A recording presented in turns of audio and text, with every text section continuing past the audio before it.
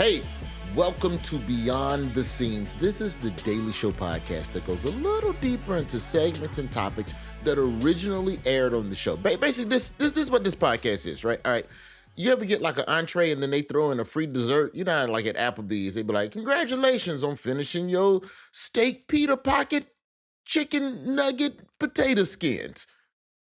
You now get a free slice of chocolate cake that's been frozen in the freezer for 3 weeks. That's what this podcast is like. The Daily Show is your half rack of ribs, and then this podcast is that free ice cream sundae you get. I got to just stop talking about food. Listen, today's topic is one that we discussed on the Daily Show. I actually discussed it. It was about, Black culture and scary movies and monumental filmmaking. We wrapped it all up into one segment, and I did that on CP Time. So yes, today we are talking about Black horror.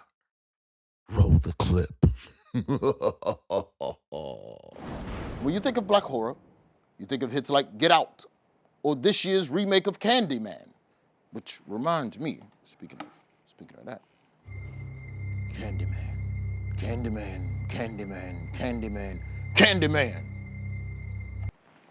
I knew he wouldn't show up. Cheap bastard owed me $50. But we wouldn't have Jordan Peele if it weren't for the pioneering Black horror films that today are mostly forgotten. Movies like Son of Ngagi, which in 1940 became the first horror film to feature an all-Black cast. And unlike a Medea Halloween, they were all played by different people. Son of Ngagi bucked stereotypes by showing a Black middle-class family battling a monster in their home, paving the way for the Winslow family to do the same thing against Steve Urkel. Whew, those suspenders.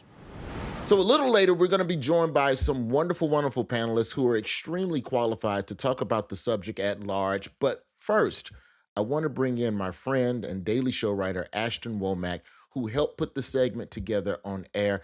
Ashton, how are you doing? Do you have Omicron? No, I am doing fine. I said that backwards.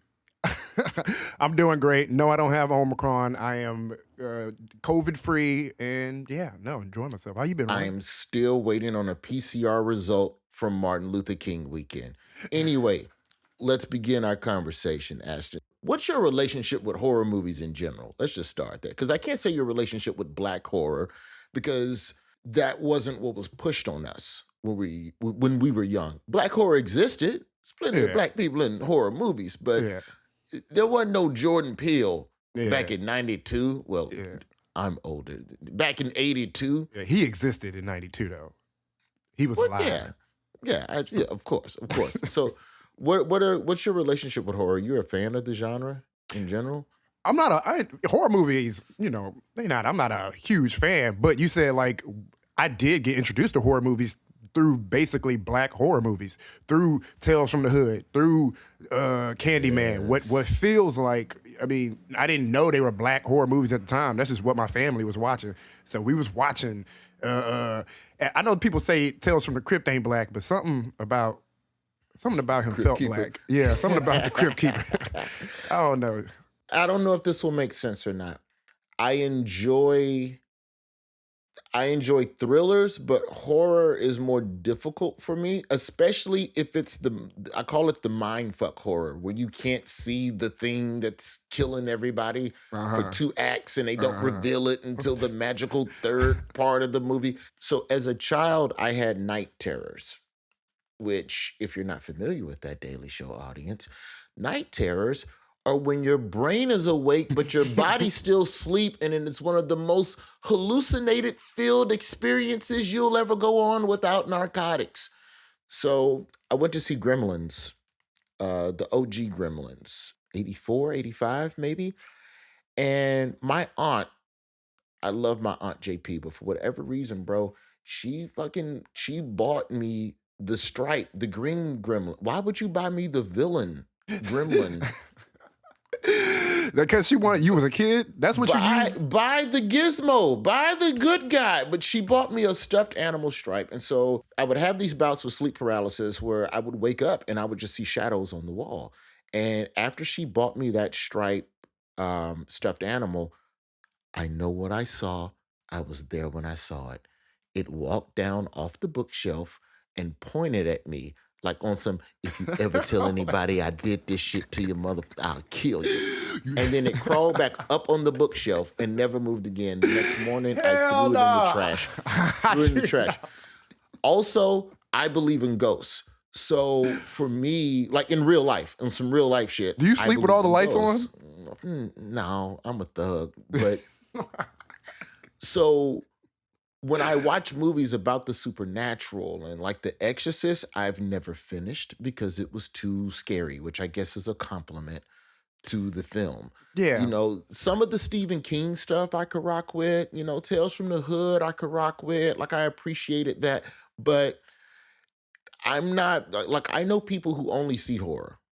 Yeah. Who only watch horror. And I appreciate the genre, but it's a very delicate balance for me. If you only watch horror, you need to talk to a specialist because that is not a healthy diet of entertainment. You can't only watch. That says something. That's like when you put you ask a little kid to draw and they just draw like, this is mommy getting stabbed by dad. Like, oh, this kid needs to be talked to. So when we did this thing for CP Time, and I'll tell you the impetus for where I wanted to go with this piece, and we can talk more about the idea, the ideation of it and everything. But Yeah. I don't know how I got down this rabbit hole, but Halloween comes out, and Halloween H2O, if I'm not mistaken. The one Michael with Myers, LL Cool J. the one with LL Cool J. LL Cool J gets shot, he lives, and just as a joke, I go, wow, that's funny. LL Cool J didn't die. He's a brother, didn't die. I wonder if other people haven't died. Has LL Cool J ever died? And then I went through LL Cool J's entire IMDb, and he's never died on camera. The only one you can maybe argue is Rollerball, but they never showed the body. So then I remembered in Scream 2 that Omar Epps died before the opening credits. Omar Epps and Jada Pinkett Smith. Mm-hmm. So I was like, that's got to be the quickest death on camera. That's funny. And then I pitch. And so, you know, at the Daily Show, you can just pitch, hey, LL Cool J's never died. Omar Epps died really, really fast. Do what you will with that. I will be in my office. And you all came back with all of this. So, like, just walk us through the creative, like, what research that you all have to, you know, start going through to kind of connect all of this. Oh, the research part was really fun. It was like, what movies did you choose to feature? That's the problem. We had so many movies, like, you don't even realize, like, what qualifies as black horror movies it's almost subjective in the sense of like in the early times when there was like a movie called Son of Iningagi. It was the first quote unquote black horror movie because it was also the first all black production, black director, black staff. So it just had no choice but to be the first black horror movie. And like we had to choose that one because that was like the pioneer. But like the process was very hard because there were so many like just classic movies that you forget they're horror movies because they're black movies. Like one that didn't get in we had a lot of good ones. One that didn't get in was what's the Eddie Murphy movie where he's Vampire in Brooklyn. I was fighting so hard for Vampire in Brooklyn because that movie was just, to me, it was just part of my life. Horror and comedy is a tough genre to nail, just in general. And that's one of the few movies that actually did it. I think Zombieland did a pretty good job of it too. Yeah. But it's Shaun of the Dead, but that's more British type stuff. But yeah, Vampire in Brooklyn was a good one. Yeah, when he said he got stabbed and he was like, "This is my heart. This is my stomach. This is my heart. This is my stomach." That was tattooed on my brain.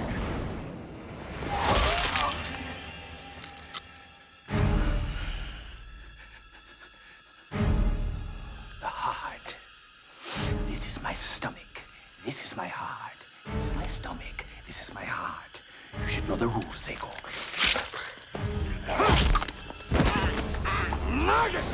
John Witherspoon describing to Alan Payne how he saw Eddie Murphy turn into a werewolf and then a vampire. He flip-flopped. He did the flip-flop on me. In the limo. You ever see somebody flip-flop on you? They're flipping and flopping. And it was still scary. The final fight was still scary. He was up in that's a perfect, I mean, Get Out is like a modern day funny, scary, black horror movie, whatever. That was a perfect movie back then. But it didn't make it because we had other so good choices, I think, too. I'll give you another example of what I'm talking about me and horror. So in the actual script, right, it calls for me to say Candyman 5 times into a mirror. You was Yeah, actually scared. I don't know. Yes, like legit. Yeah, I was not comfortable with that. I feel you. Like, I feel I've you. been asked to do a lot of wild stuff on this show. I've eaten a lot of wild foods. I just left Idaho talking to some very wild people. Can't wait. Like Candyman, the OG Candyman, I finished it, but that one was a battle. Like you know how I watch horror now? Like I watch horror with 2 other things going on around me. Keep lights on. Like I'm not immersing. I'm not surround sounding myself. I'm not doing none of that. But yeah, when they wrote in the script that I had to say Candyman 5 times, Sorry. I'm like, y'all just gonna have to. Can y'all dub over my voice? So then the middle ground that we reached was I would say the first Candyman as I turned to the mirror. So that Candyman don't count.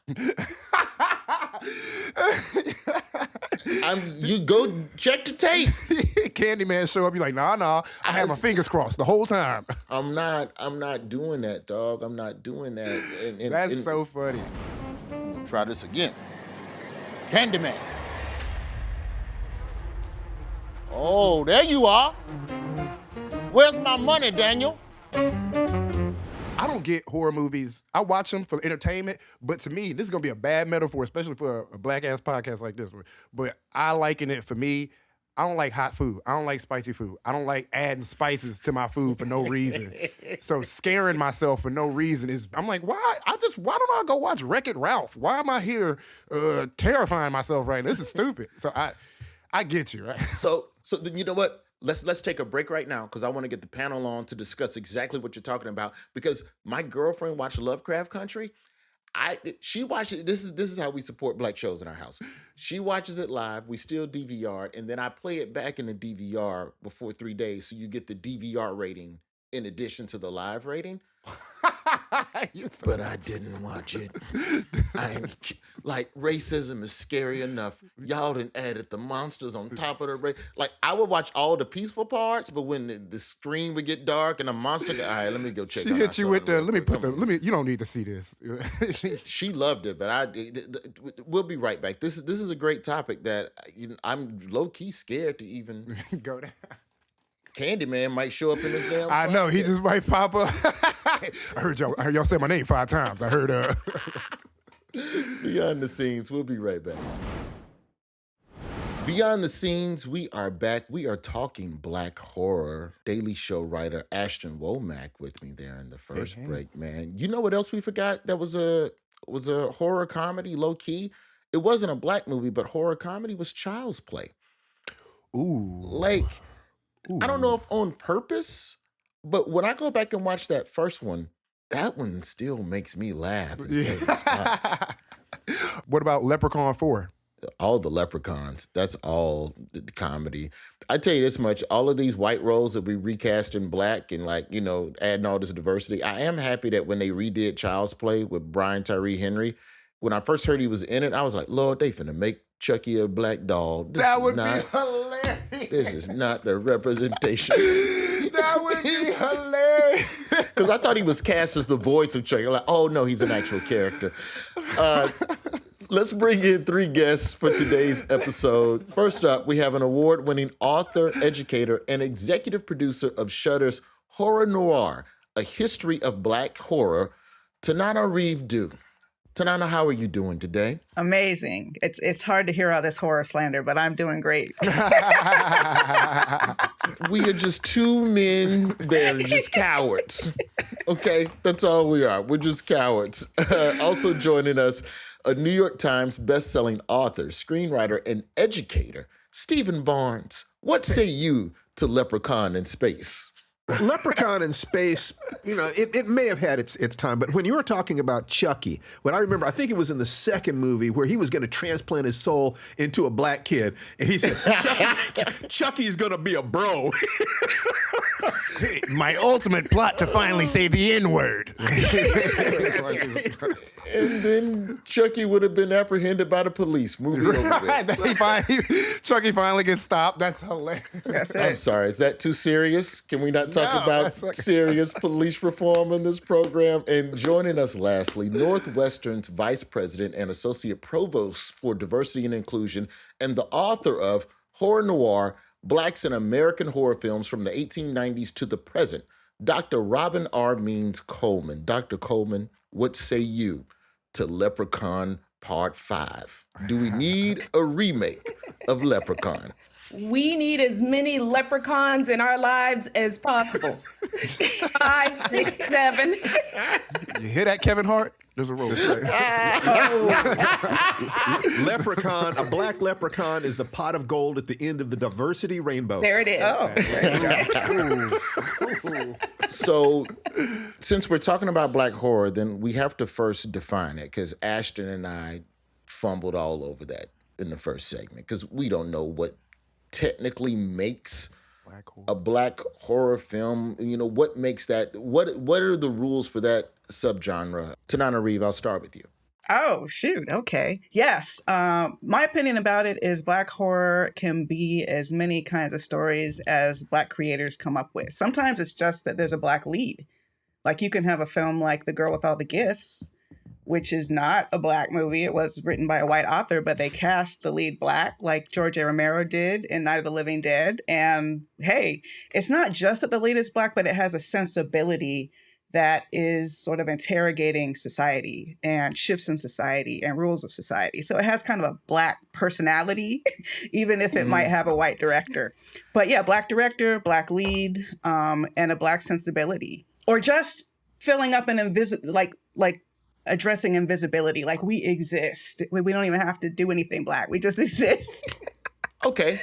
So then for my other two here on the panel, define for me when you recognize that this was a genre that you felt drawn to, that you got something out of. Like, I know we all have our own favorite film genres. What was it about, or what is it about horror that you go, yes, scare me? You're already black. Well, first, I think let's start with a definition of horror. Horror would be a film who the primary emotion they want you to experience is dread, horror. So whatever it is that they're doing, it could be supernatural, it could be science fiction, supernatural, The Exorcist, science fiction, Alien. It could be, psychological horror, Psycho. But they want you to feel that emotion. So what Tananarive said, who is my good lady wife, Bookmark that.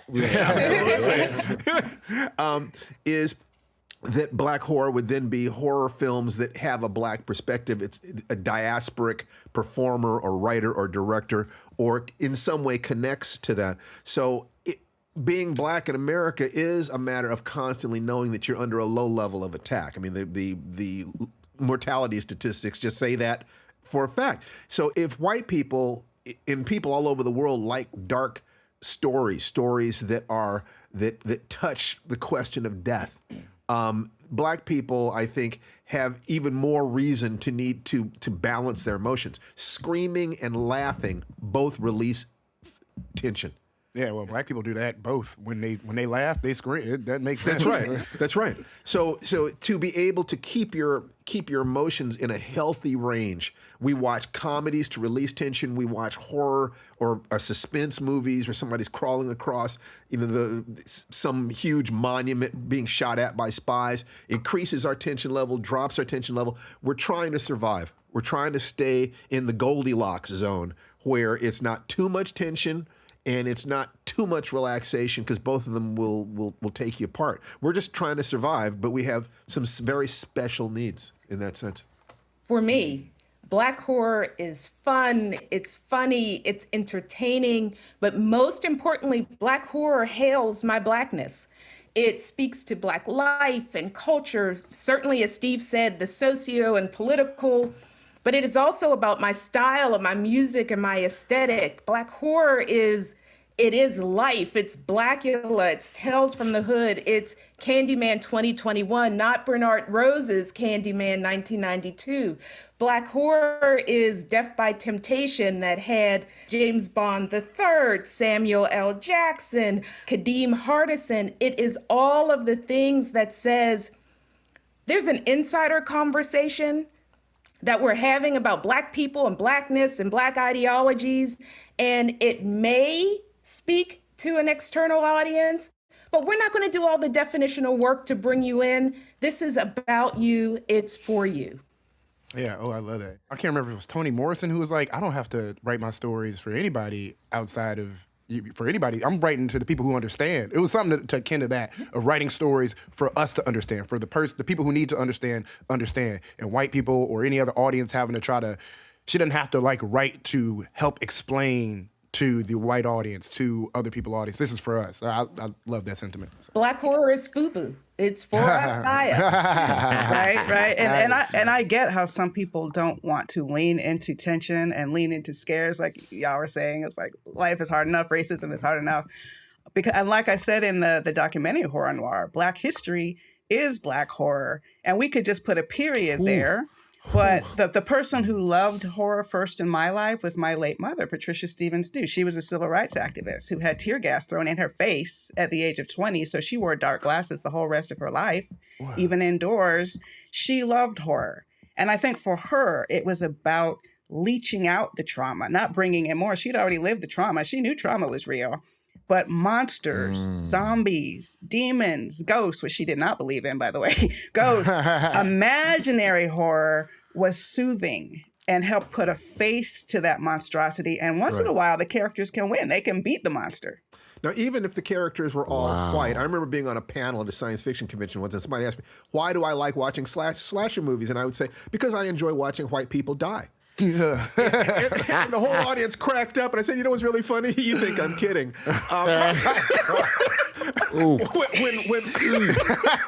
When if you're going to exclude us from the movies, it's like, I'm sorry, So, but when we started appearing in there more, then it's feeling seen. It's feeling that, okay, we're part of this continuum too. Do we not feel? Do we not fear? And is it not fun to watch us in those situations? The difference between the original Candyman and the remake is stark. The original Candyman was Black trauma for white audiences. Mm-hmm. The reimagined Candyman was from our perspective. It wasn't the white gaze. White people could come and watch it if they appreciated it, but it wasn't for them. And nice. I think that shift is important.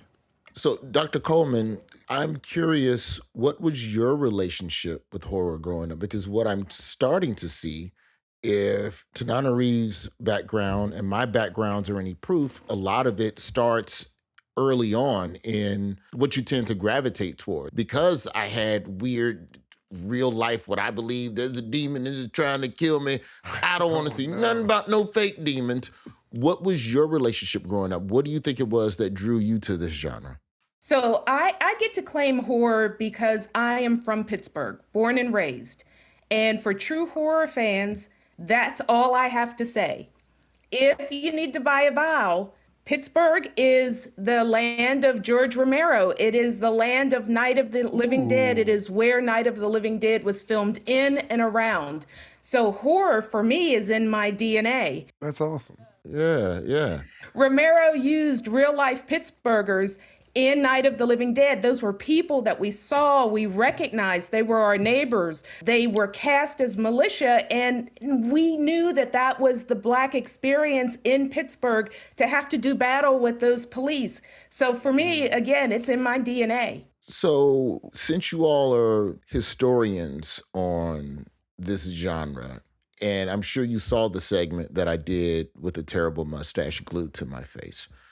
Of the films that we were able to fit into it, Ashton already talked about that in the first segment, that we weren't able to get to everything, but we did, mention Son of Ngagi. We did talk about Rachel True's role in The Craft. What were some of the bigger ones that you all think we missed?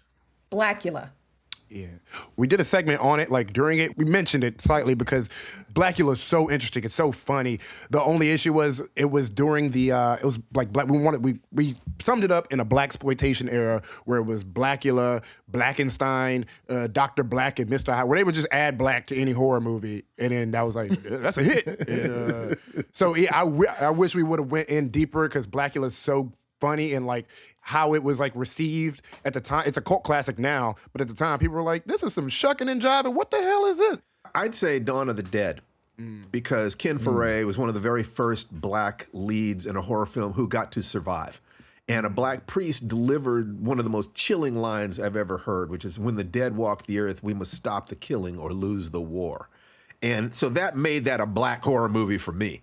You know, is the idea of the thematics of it being expressed by a black man and a black man surviving the damn movie. Steve, do you think, so I'm going to put another shout out in for Blackula.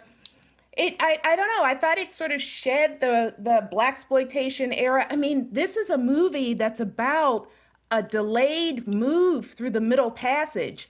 And here we are, you know, in Watts in LA saying there's a connection between slavery and what we're experiencing in America today. Well, because of the actor involved. Was it William Marshall? Yes, William Marshall. Yes. Directed by Gravitas. William Crane. He brought fantastic gravitas to that role. Think about that movie with a bad actor in it, and it would have been trash. But he elevated everything. He treated that as if it was Shakespeare. I mean, I love that movie. It was important. That's why I have to forever give a shout out to black creators who get opportunities. Like, how did William Crane, like in his 20s, how did he even get that opportunity to direct a movie? But so often when we do get those opportunities, we want to do more. I'm sure the producers would have been happy just for him to slap something together. But he brought in, you know, the very beginning of the movie, people who haven't seen it, it's been a minute. William Marshall's character is arguing with Count Dracula about the transatlantic slave trade, holding court, you know, and it's like, whoa, when was the last time you saw yourself in the 1700s, right? It's just so, and all the Swahili and the history, some of it a little misguided, but just really trying to do more. And I also mentioned what was supposed to be a knockoff of Blackula, but which became a great film in its own right, which was Ganja and Hess. With Bill Gunn, they were like, hey, why don't you do a black vampire movie like Blackula? And he's like, okay, I will do a movie, but it is not going to be like Blackula. And he did his own meditation on immortality and love and death and history. And I just love seeing artists trying to work within a system that isn't really interested in our stories, but is just often interested in profiting off of our stories. Genre films can have an advantage in breaking through to an audience because genre films have fans that love that genre, just love it, and will go see almost anything within it. So a black horror film is not only going to get black audiences, but it's going to get genre audiences, people who want good horror. And that actually helps to make the world more porous, where it's possible. It may be difficult to get through that barrier, but it's not impossible. It's less impossible. So these movies actually made a difference. They got people behind the camera, not just standing as actors. One of the best examples of that is Get Out, you know, which is one of the reasons we're all here right now. When Jordan Peele made Get Out and released it in 2017, you know, as he said in Horror Noire, he made that film to work for the black audiences. If it doesn't work for the black audiences, it's a fail. But it made $250 million. So clearly it worked for way more than the black audiences. Yes. It gave so much attention to this subgenre of black horror and has created so many opportunities. Like even our documentary got the green light the day he got his Oscar. Wow. Wow. So then, because you all are so versed in this genre, I'll be honest in saying that because I don't watch enough horror, I miss some of the nuance that you all are talking about. So in the broader sense, where do they get horror wrong? Like, are there racist tropes and undertones that the casual viewer might not pick up on? Tananarive, I'd like to start with you. Oh my gosh, there are so many. And of course, I can't wait to hear what Robin has to say. There are so many tropes. Like, they never know what to do with us, but then when they do put us in the movie, it's not usually a compliment, right? If they write a black character, it's meant to be someone who is a sacrifice. The sacrificial Negro is what we call that trope. the magical Negro.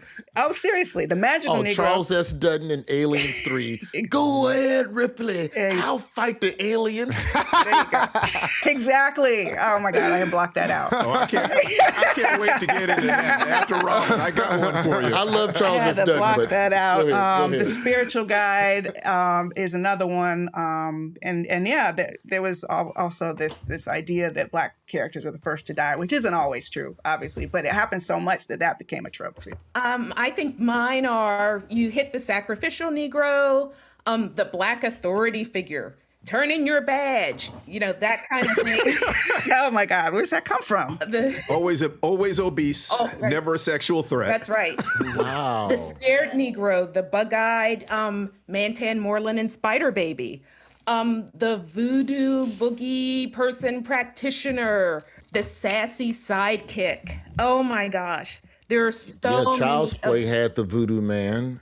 Yeah. Serpent in the Rainbow. The first Child's Play. Love Wes Craven, but that one he didn't get right.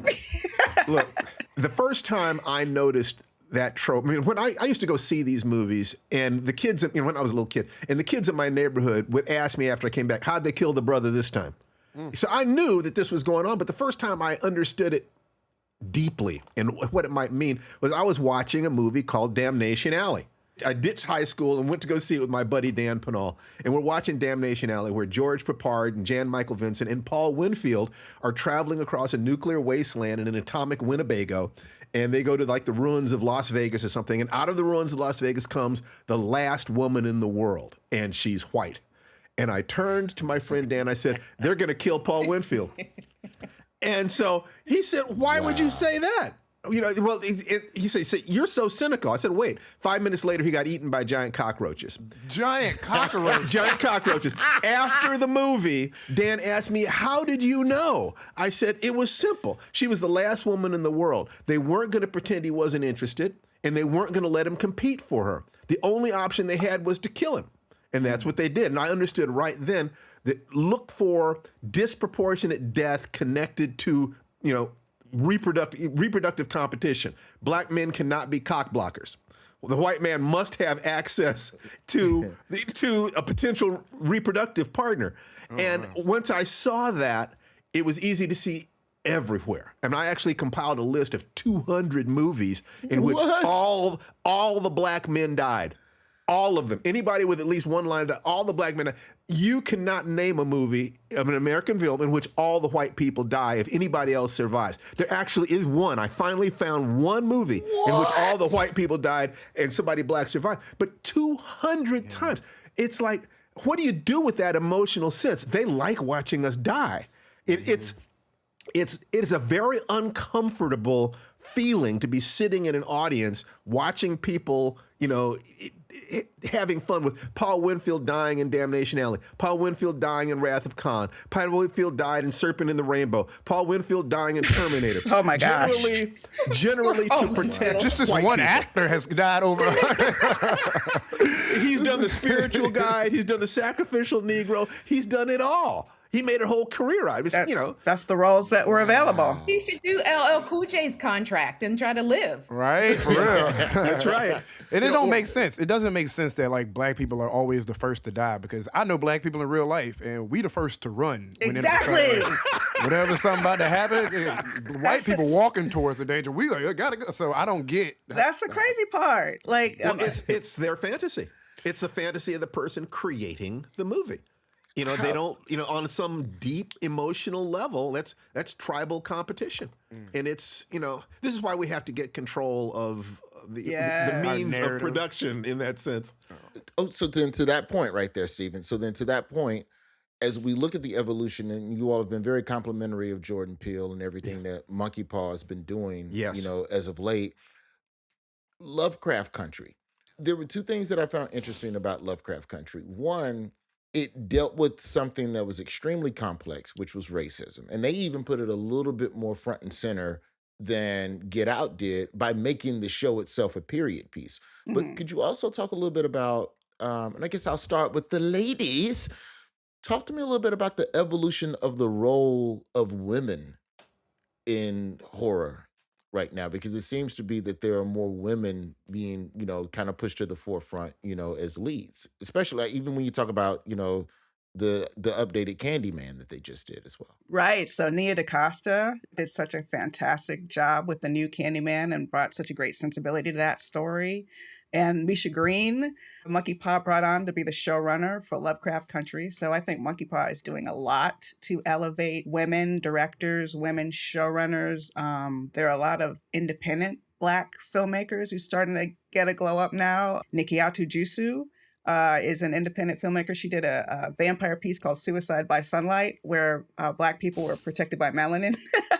And she's doing a feature film now called The Nanny, which I can't wait to see. I watch anything she does. So this is, I'm not a director, but I'm so excited to have my first horror adaptation with Steve. We co-wrote a couple of episodes of the horror noir anthology film that's on Shudder.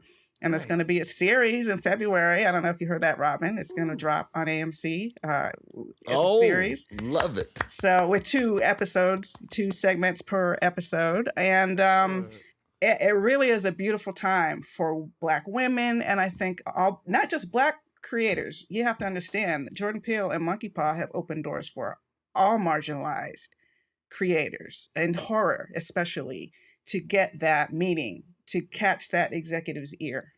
I think for me, what's interesting about talking about women in this context, when we're talking about a horror renaissance, it is being led by women. It's being led by folks like Tananarive Due.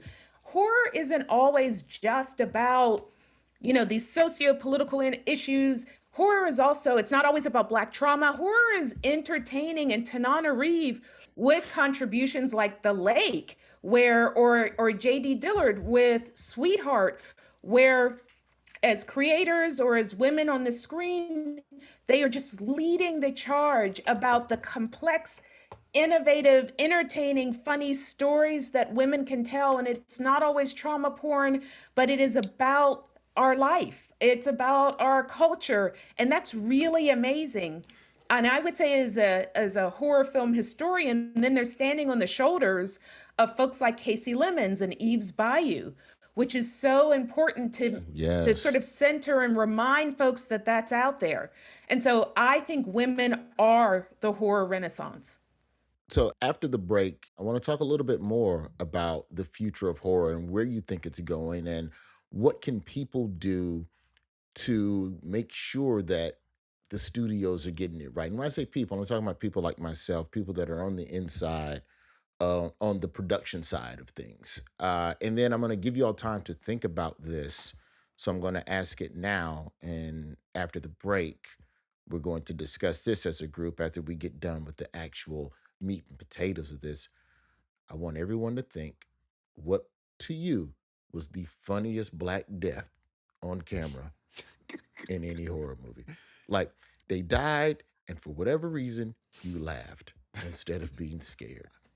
I have 2. I'm gonna give you time. I'm gonna give you time to think about it, but just stew on that for a second. We'll be right back. This is Beyond the Scenes.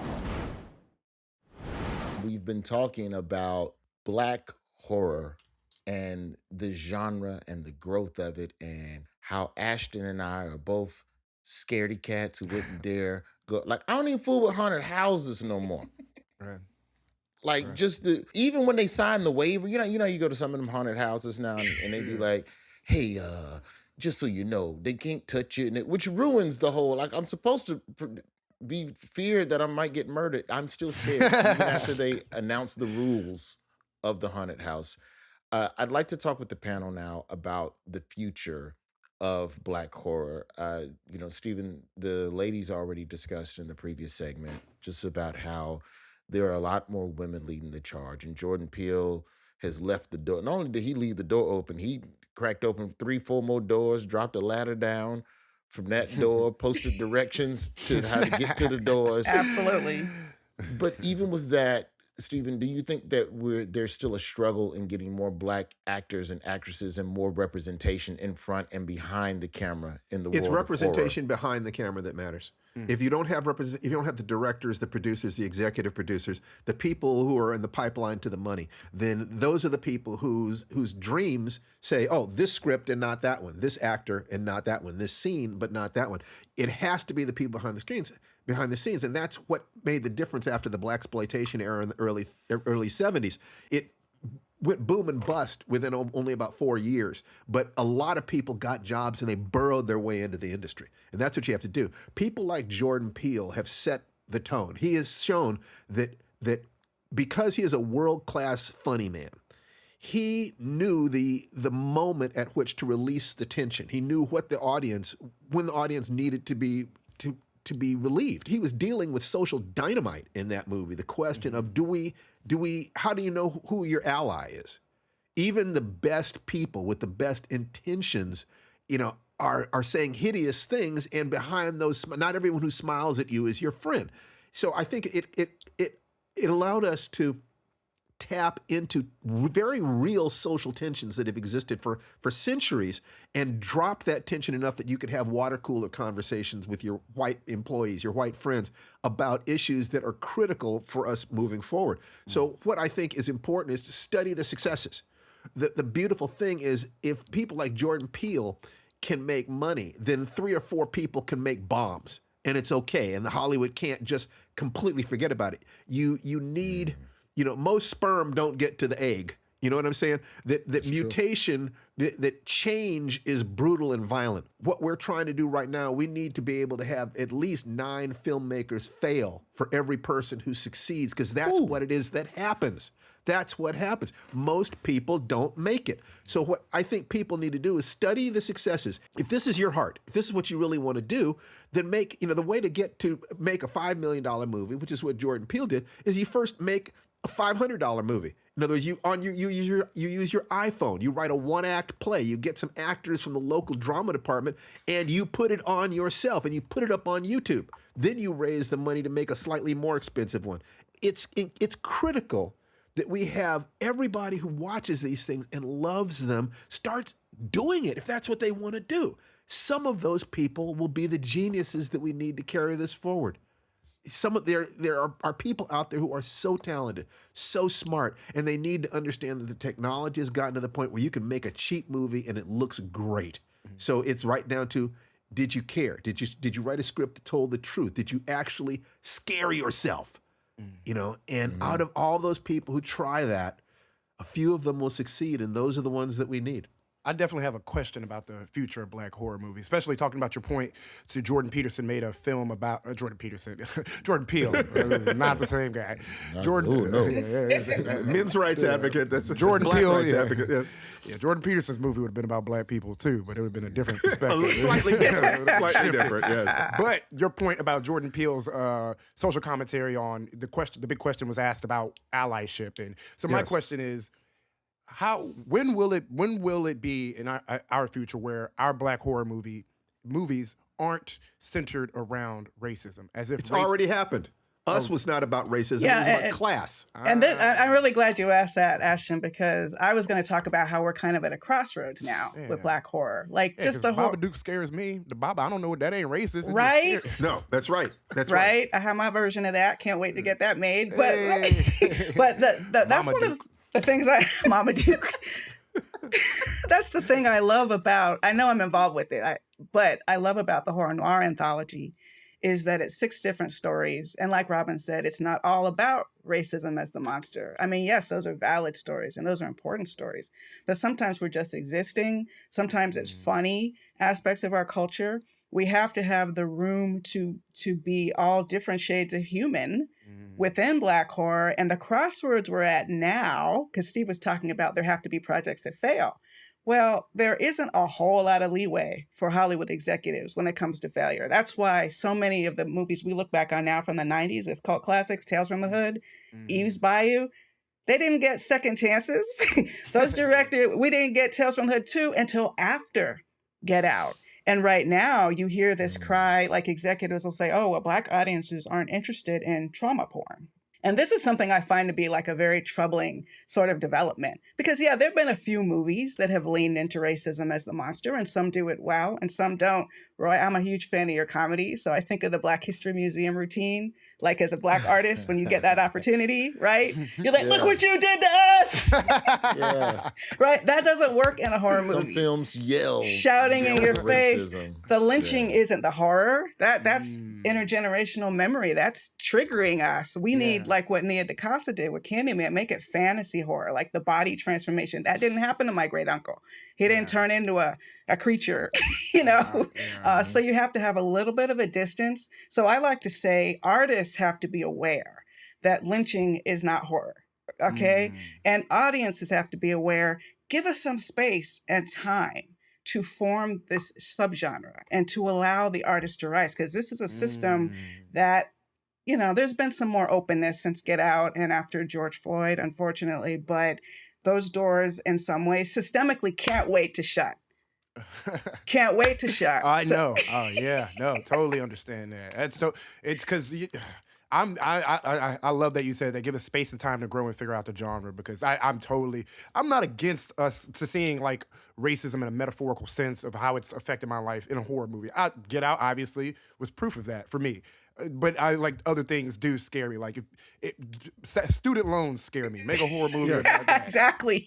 Sally Mae slowly chasing me like Jason. If art, you can say that art is about two things: who am I and what is true. And I think white racists would be very happy if they thought that we were constantly thinking about them and what they did to us. No, there is life. There is love. There is growing old. There is, you know, my child is sick. There is this, there's that. There is just the humanity that we are, and it is not defined by our past, although it is influenced by it. So I look forward to one of the reasons why I felt like I could struggle in the industry, and I'd write stuff and they'd change the race of characters that I wrote and stuff like that. And it was like, okay, it's just my turn in the barrel. And to see a generation coming after me that doesn't have my wounds, that doesn't have my reflexive flinch at certain things, that's great. That's what I wanted. I want them to stand on my shoulder. I want them to see further than I could see. And I'm so proud of them. Go out there and talk about love and life and death and horror without suggesting that white people define our existence. That's simply not Or true. none of it. It's never been true. In getting the Academy Award, what Jordan Peele did with Get Out is make us think that all horror needs to be art horror or elevated horror, and that's why we're suddenly talking about Black horror as Renaissance, that it's crossed over and it's become mainstream, and it always has to be this really smart horror. The 90s, we talked about Leprechaun in the Hood. The 90s are my favorite decade for Black horror because it's none of that. I don't know what the 90s is about, except that we added Z to all kinds of stuff.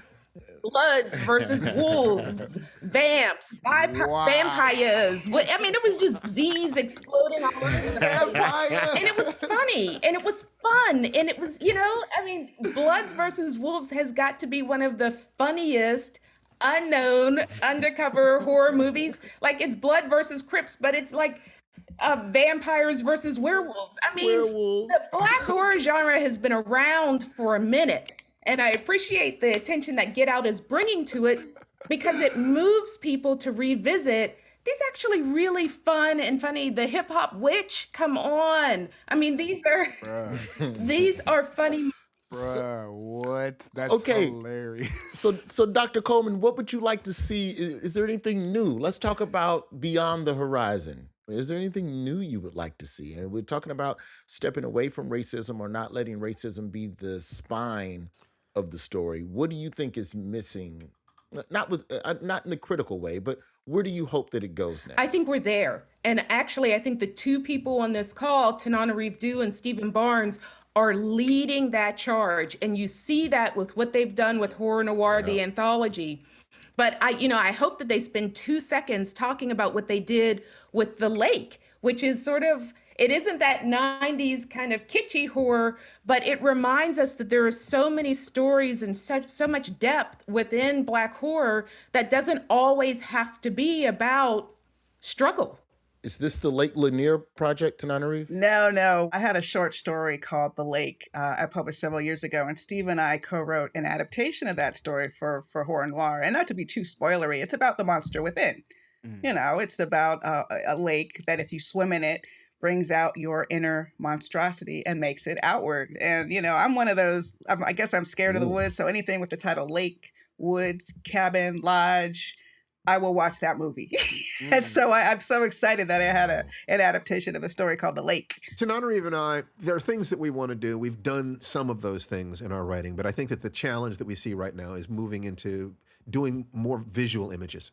So we're looking for the stories that we can tell, that we can do as radio plays or as small films that we can produce ourselves. If we can produce a radio play, that's proof of concept. Right. And if we do it right, we're working on our skills, we're gathering teams, we're showing people, and the intention is to be able to design a movie that can be done for funds that we can raise ourselves. Say $250,000.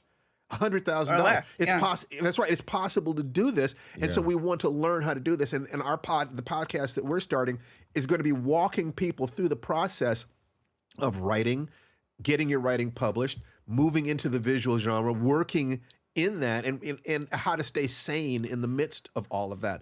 Every one of us who succeeds at this needs to leave a trail of breadcrumbs. Everybody needs to leave a trail of breadcrumbs so that the next generation coming up, Black people, their allies, just people in general. This is the world that we're moving into, where we're not taking the poisons of the 20th century with us. You know, it's like we can leave that stuff behind as long as we acknowledge that it happened. Right. And that it was real and that it did real damage. I don't mind going through rehab if you don't pretend you weren't driving the bus that hit me.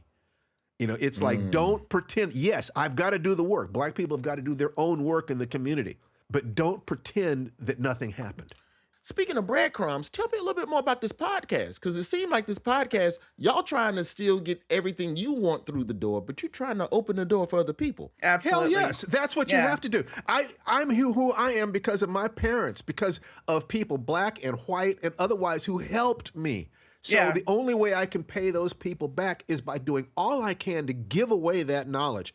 I got everything I wanted out of life. I want to see young creators coming up, and we're going to be telling that truth. We're going to be spitting fire every Sunday. It's at lifewritingpodcast.com. We're talking about a 6-step process to take someone from not having any publications to getting published. It's never failed. And learning how to maneuver in Hollywood. I mean, I like to say, as soon as I learn it, I'm trying to tweet it out. I'm trying to pass it on, because I've learned so much from other people through social media, and we can't all meet in person.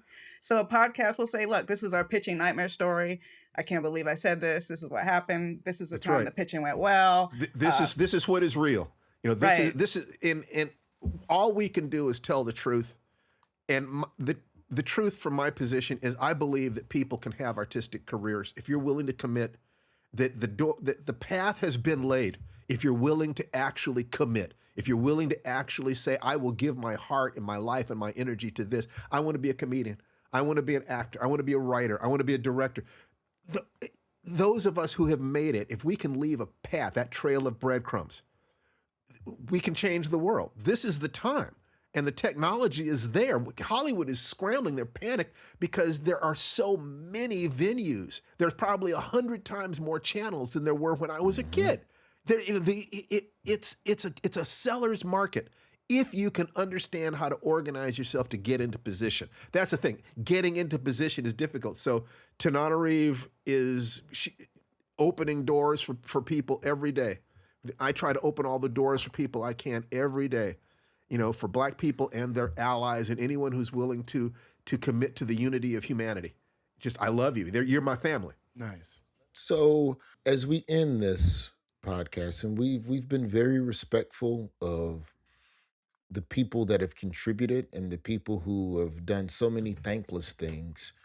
I just want to end the podcast with us choosing which Black person died the most hilariously. And it's no hard feelings because we've exalted you and everything that you've done up until this point in the podcast so that we can have a laugh. Funniest Black death on camera. One of them was in Freddy versus Jason, where this Black girl basically tells Freddy to kill her so that her white friend could get away. It was so blatant that I sat there with my jaw. Yes, it was. No. That was Kelly Rowland's Yes, scene. it was. And he Remember just, that. how sweet, dark meat. You know? That was good. Really? He said dark meat? No way he said that. No way he said chocolate. No, get out of here. What? Odds were wild. If it was a guy, it was chocolate with nuts. But that's White writers were just shooting back then. They were like, just say it. Just say it. Write it down. They got to say it. What? How sweet. Dark meat. Dr. Coleman, funniest black Well, boy you talked about on Omar camera. Epps. There's one that's just slightly sooner into the movie, and that's Black tribesman #1 in Monster from Green Hell. Oh, not the kill. 2 seconds. No, that was the big That's insects, right. 2 seconds, and they're sort of inflatable, and they squish him. That's hilarious. It's insane. Y'all are so good. Y'all are so good at this. Tananarive. Mine isn't even that funny, but it's just like, really? If it makes you laugh or if it's ridiculous, give Really? it to us. It would have to be, and all due respect, I love this actress, but Alfred Woodard and Annabelle sacrifices herself for no reason, jumping Black out of a window. sacrifice. I mean, I was like, what? I mean, all-time insulting Yes, that's what that is. Yeah. would be John Coffey in The Green Mile. Oh, yeah. Here. Oh, yeah. Not Dick Halloran in The Shining? That's Well, bad. Dick Harleman in The Shining, travel all that distance and get axed in the chest. Which did not happen in the book, by the right. way. That's right. Stephen King did not write that. That's right. You know, but like in The Green Mile, this guy, Tom Hanks, knew he was innocent.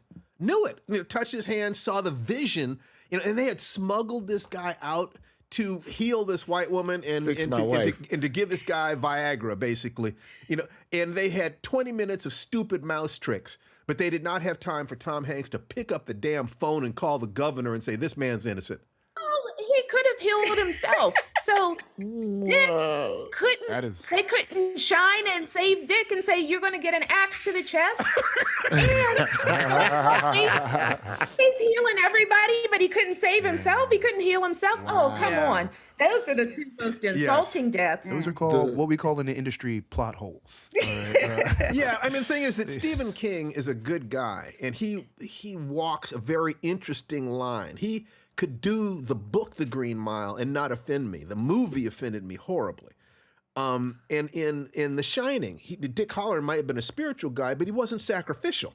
And he wasn't the only one with powers either, so That's right. Yeah. So it's okay. He has a deep well of real artistry. King does, which allows him. There's just, even though he obviously didn't know many black people growing up, you know, in Maine, he treats us with a certain amount of dignity and respect. But these people making movies based on his stuff miss that completely. Sometimes, yeah. Yeah, it's just been horrible. Jason Takes Manhattan is mine. Oh, yeah, I remember that. And the boxing gentleman on the roof. And Jason just lets this dude beat his face in. The man is punching Jason in the face and is like gasses himself. Fists are bloody and Jason's taking every blow. And then the boxer just puts his hands down. Black boxer, he just goes, all right, give me your best shot. And Jason uppercuts him, and his head flies off Mortal Kombat style, lands in a dumpster in the back of an alley, and then the lid falls on the dumpster. Flawless victory. What? I laughed for 20 minutes straight. Oh, I was in the theater howling. What kind of Looney Tune shit is that? Howling. Ashton, we'll finish strong with you. Funniest black horror movie. Oh, bro, I haven't Yeah. watched a horror movie since Nightmare Before Christmas. I can't think of a death, but I will say you guys have inspired me to write my own horror movie where LL Cool J dies multiple times. So thank you for the inspiration. If you could have Morgan Freeman get a kiss in that same movie, I'd appreciate it, because he has not had a single kiss in his entire screen career. Yo, what? I've got a gold name.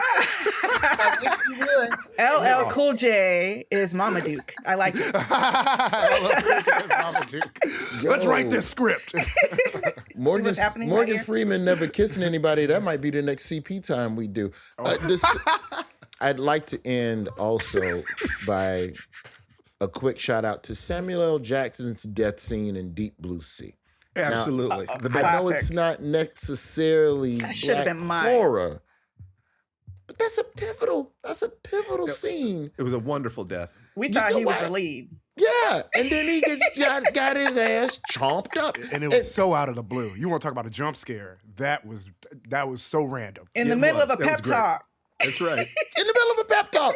And they just chomped his ass. And then they cut to Michael Rappaport just horrified, hugging a pipe. And they built it all up. Sam Jackson was all, because they've been bickering or whatever, right? You think water is bad? Wait until you've seen snow. Nature can be lethal, but it Like it doesn't hasn't hold a been done. candle to man. Now, you've seen how bad things can get and how quickly they can get that way, where they can get a whole lot worse. So we're not gonna fight anymore. We're gonna pull together and find a way to get out of here. First, we're going to seal our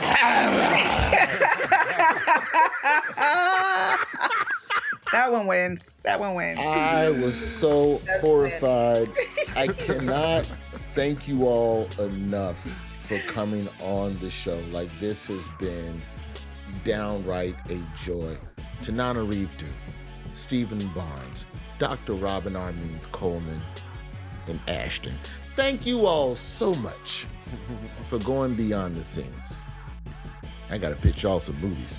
Yeah.